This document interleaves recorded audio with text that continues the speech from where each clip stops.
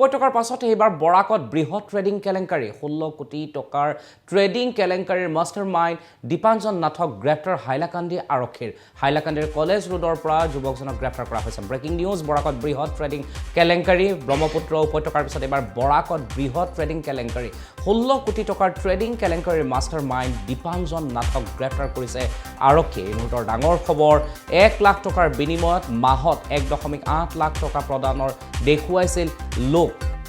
আৰু এই লোভত বন্দী হৈছিল বহু লোক বৰাকত বৃহৎ ট্ৰেডিং কেলেংকাৰীৰ খবৰ এই মুহূৰ্ততে লাভ কৰা হৈছে আমি আপোনালোকক জনাই আছো ফেন্সিং ট্ৰেডিঙৰ নামত হাইলাকান্দি তথা বৰাক উপত্যকাৰ বিভিন্ন ঠাইৰ পৰা ধন সংগ্ৰহ কৰাৰ গুৰুতৰ অভিযোগ এই কেলেংকাৰীৰ আন দুজন মাষ্টাৰ মাইণ্ড পাৰ্থ প্ৰতিম দেৱনাথ আৰু ৰাজা ডেক বিচাৰি অভিযান অব্যাহত ৰাখিছে আৰক্ষীয়ে আমি আপোনালোকক জনাই আছো আজিৰ দিনটোৰ এক গুৰুত্বপূৰ্ণ খবৰ এইবাৰ ব্ৰহ্মপুত্ৰ উপত্যকাৰ পাছত বৰাকত বৃহৎ ট্ৰেডিং কেলেংকাৰীৰ 17 কোটি টকাৰ ট্ৰেডিং কেলেংকাৰীৰ মাষ্টাৰ মাইণ্ড দীপাঞ্জন নাথক গ্ৰেপ্তাৰ কৰিছে হাইলাকান্দি আৰক্ষীয়ে হাইলাকান্দিৰ কলেজ ৰোডৰ পৰা যুৱকজনক গ্ৰেপ্তাৰ কৰিছে আৰক্ষীয়ে 1 লাখ টকাৰ বিনিময়ত মাহৰ পাছত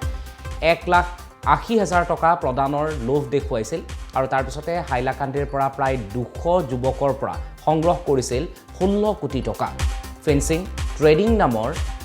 এটা কোম্পানীৰ জৰিয়তে হাইলাকান্দি তথা বৰাক উপত্যকাৰ বিভিন্ন ঠাইৰ পৰা তেওঁ ধন সংগ্ৰহ কৰাৰ অভিযোগ উত্থাপিত হৈছে এই কেলেংকাৰীৰ আন দুজন মাষ্টাৰ মাইণ্ড পাৰ্থ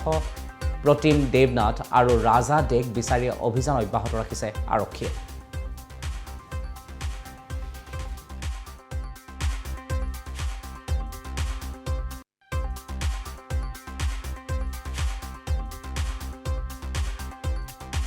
আজি যোৱা মই শৰ্টকাটত কওঁ ঘটনাখিনি যোৱা 1.5 বছৰ ধৰি আমাৰ লগত তাৰ চিনাকি আছে তো নিজৰ ভাইটি হিচাপত তাৰ লগত চিনাকি সেইটো হিচাপত আমাৰ 2-3 মাহ ধৰি মানে তেতিয়া আগতে লগ পাইছিলোঁ কৈ থাকে এনেকৈ কথা তো আমিও আৰু এটা ভৰসা হৈ গৈছিলে তাৰ কাৰণে আমিও দিছিলোঁ আৰু তাক মই দিছিলোঁ মোৰ নিজৰ সৰু ভাইটিয়ে দিছিলে মোৰ দাদাহঁতেও দিছিলে মানে আমি 4জনে কেছ কৰিছোঁ আৰু তাৰ বাহিৰত আৰু মোৰ হিচাপত আৰু 200-250 পিছত গম পাইছোঁ মানুহ আছে জড়িত এতিয়া কথাটো হৈছে সিহঁতে মানে পইচাটো দিম আজি ডেট কালি ডেট দিছে মাজতে এবাৰ 17 লাখ টকাৰ চেকো দিছিলে যোনটো চেক বাউন্স মাৰিছে তাৰপিছত তাক আনা হৈছে মাতা হৈছে কথা বতৰা হৈছে ঘৰৰ মানুহৰ লগত কথা হৈছে পইচাটো নিদিয়ে যেতিয়া কৈছোঁ মূল টকাটো ঘূৰাই দিবলৈ তো তাৰপিছত লাহে লাহে গম পাইছোঁ সিহঁতে ট্ৰেডিঙত ইনভেষ্ট কৰিছে কিবা ত্ৰিপুৰা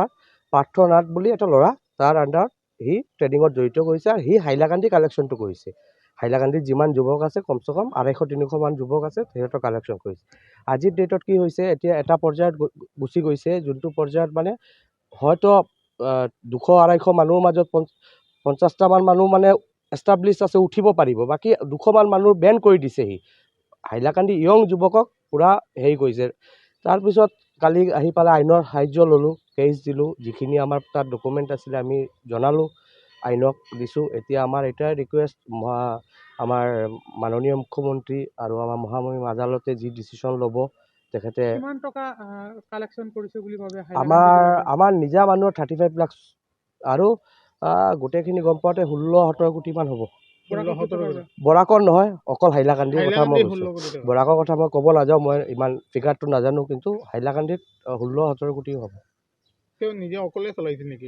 নিজে সি কালেকশ্যন লৈছে সি নিজৰ একাউণ্টত কিছুমান মানুহৰ পৰা লৈছে আমাৰ পৰা যেনেকৈ অলপ টকা নিজৰ একাউণ্টত লৈছে বাকীখিনি এই তাৰ পাৰ্থ ক'ৰবাত ত্ৰিপুৰা ধৰ্মনগৰৰ ল'ৰা বুলি তো সি সদায় সুধিলে কৈ থাকে সি পইচা নিদিলে মই কেনেকৈ দিম এতিয়াতো কথা সেইটো নহয় কথাটো এতিয়া আইনৰ সাহায্যত যাব লাগিব পাৰ্থ কোন আছে সিও ওলাব লাগিব আমাৰ কথা হ'ল পইচা পোৱা নোপোৱা এইটো পিছৰ কথা কিন্তু আগতে